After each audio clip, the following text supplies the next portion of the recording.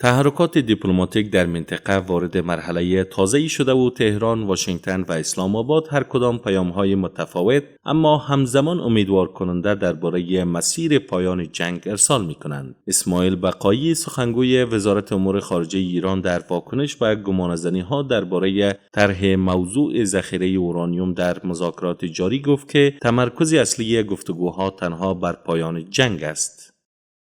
در این مرحله تمرکز مذاکرات بر خاتمه جنگ در همه جبهه‌ها به شمول لبنان است و ادعایی که درباره مباحث هسته‌ای از جمله موضوعات مواد غنی شده یا بحث غنیسازی در رسانه‌ها مطرح شده صرفاً گمانه‌زنی رسانه‌ای بوده و فاقد اعتبار است. اظهارات بقایی پس از آن مطرح می شود که دونالد ترامپ درباره سرنوشت ذخایر اورانیوم ایران سخنان تندی بیان کرد و گفت که واشنگتن اجازه نخواهد داد این مواد در اختیار تهران باقی بماند.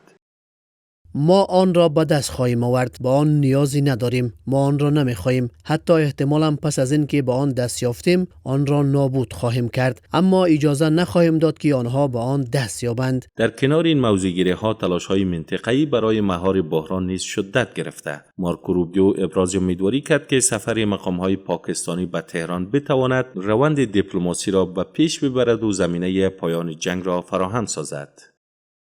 قرار است که مقامات پاکستانی به تهران سفر کنند. امیدواریم که این امر به پیشرفت بیشتر مذاکرات برای ختم جنگ کمک کند. تحولات اخیر میان تهران و اسلام آباد نشان می‌دهد که پاکستان تلاش دارد نقش فعالتری در نزدیک کردن دیدگاه‌های ایران و آمریکا ایفا کند. چندین سفری وزیر داخلی پاکستان به تهران و گزارش‌ها درباره احتمال سفر عاصم منیر، فرمانده ارتش پاکستان، بخشی از همین تلاش‌ها دانسته می‌شود.